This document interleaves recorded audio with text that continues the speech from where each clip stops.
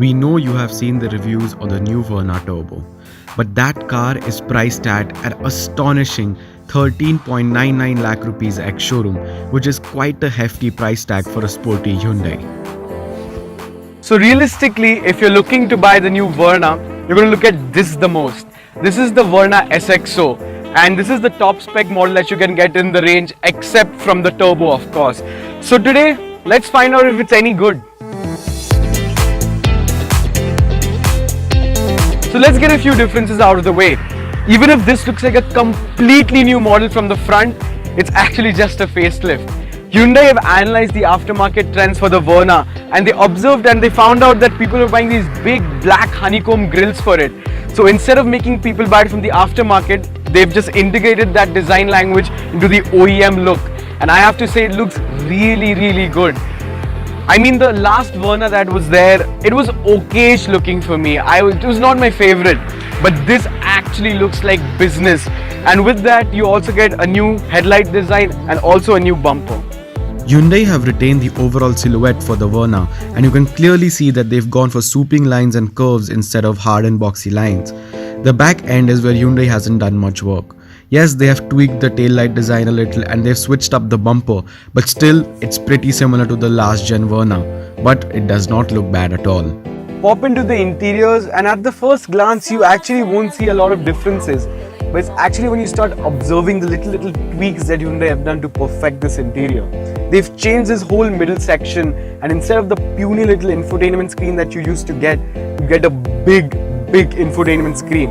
And yeah, of course, you get all of the latest gubbins like Apple CarPlay, Android Auto, and you also get wireless charging now. But the biggest difference has happened here in front of the driver. Instead of analog tachometers and speedometers, you get a digital dash.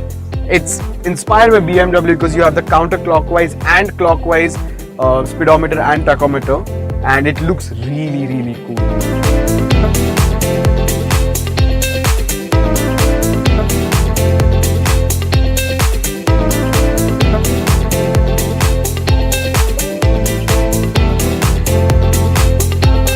So the engine in this car is a 1.5 turbocharged diesel, and it makes a modest 113 bhp, but it makes an astonishing 250 Newton meters of torque. So when you downshift, it actually pulls quite hard. There's no problem in pulling power, it's very powerful. Overtakes are super easy to do in this car because the torque is laid out all over the rev range and you don't have a problem anytime. But the thing is, this isn't a driver's car, so you shouldn't drive it like that. It's not meant to be grabbed by the scruff of its neck and hammered down the road. Instead, it's meant to go easily with a lot of creature comforts with you. And when you're talking about creature comforts, well, this car has quite a few. You get cruise control, wireless charging, heated and ventilated seats, a decently sized sunroof. You get a backup camera with a DRVM driving function which shows cars around you while driving. And you get much more. The suspension is super smooth and it is one of the best suspension setups that you can get in this price range. The steering wheel is not heavy at all. In fact, it's one of the lightest steering wheels I've ever driven. The gearbox and clutch are super easy to find out and are super easy to put into place easily, and you won't have trouble finding the slots for the gearbox.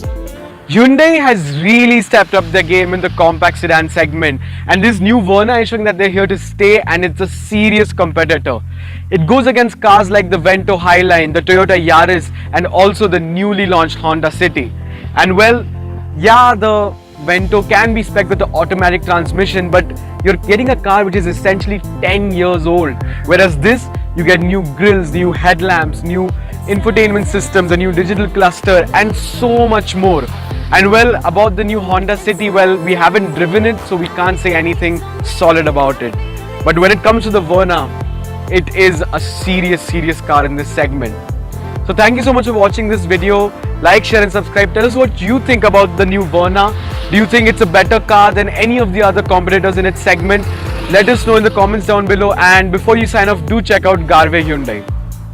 Garve Hyundai is quite possibly one of the largest Hyundai dealerships in Pune, and their service centers and showrooms are spread across all over. They have a lot of cool features inside their showrooms, like a digital kiosk which has virtual reality and other cool quizzes for Hyundai customers. Their staff is super polite, so if you're in the market to buy a Hyundai, please do check Garve Hyundai out.